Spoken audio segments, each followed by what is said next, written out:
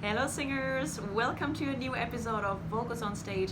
In today's episode we are going to be talking about legato, what it is and how to sing in it.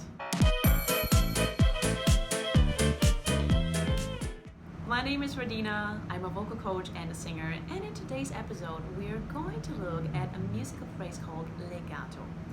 What is legato? Legato in music is a smooth transition from one note to the next one. Yeah. So versus staccato means short, short, short, short. Legato is quite the opposite. It's a connected transition. On the piano, for example, it is not as easy as if you think of an instrument like the violin, where you play multiple notes on one bow versus playing one bow per note. But on a piano, legato would be connected versus short. Why is legato important for singers? It doesn't matter if you are singing pop, rock, soul, opera, country, bluegrass, etc. Legato in singing will help you to have a very smooth transition from one consonant to the vowel and to the consonant and so on. It will help your airflow and help your vocal folds to balance the different air pressures that come with singing vowels versus singing consonants, singing louder versus singing quieter.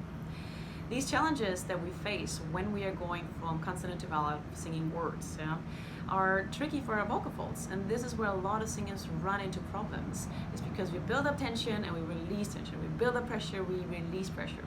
Overall, you want the airflow to be steady, the air pressure to be consistent so that your vocal folds can balance the pressure, the air pressure coming from your lungs. Singing in legato will not only give you a smooth and flowing sound without breaks in between the notes, but most importantly, it will give you freedom and a very, very nice and steady airflow.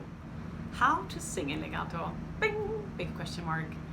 Singing from one consonant to a vowel, to a consonant, to a vowel, etc. is what happens when we sing words usually. We don't just sing on an ah, I wish.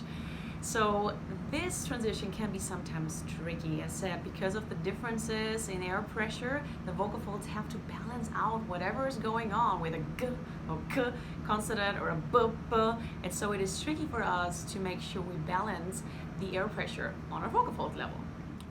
You want to think of one continuous airflow per phrase, so that you don't interrupt the airflow when you move from a consonant to a vowel. This means that sometimes you will have to soften up certain consonants so that you don't over-articulate them. Because if you maintain an even air pressure and an even volume, it will eliminate any kind of tension that these compensatory muscles want to create when you're singing phrases. To support does not mean to hold your breath. It's actually quite the opposite. It means movement. Things are moving, and I like to compare it to a surfer who's surfing on the water, right? We need the wave. Same way when we sing, we need the airflow in order to be able to sing and produce any sound, even our speech sound. To practice legato, you can just even read out a phrase that you are singing. And just make sure that you go very smoothly from one consonant to the vowel and back to the consonant. Let's take an example. Coldplay's The Scientist. Nobody said it was easy. Oh, it's such a shame for us to part. We're just going to say it in a low note, and we're just going to say it as if we are just saying it like a chewing gum. Nobody said it was easy.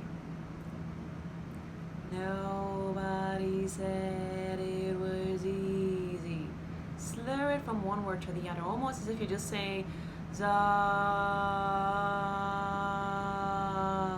Nothing changes. Especially pay attention to the body. Nobody said, for example. Same thing when you sing it. Nobody said it was easy. Chris Martin actually goes into a very light, heady sound on the no. Nobody said it was easy. It's your choice if you sing it more mixed or less mixed, as long as you're not stopping on the body on the other consonants. Nobody said it was easy. Nobody said it was easy. Nobody said it was easy. Try it out. Record yourself when you do that. You will hear a lot of things that are sometimes tricky to hear when you are not recording yourself. I find that in myself as well. I practice this a lot and I still make mistakes. Nobody's perfect, but we are working on it.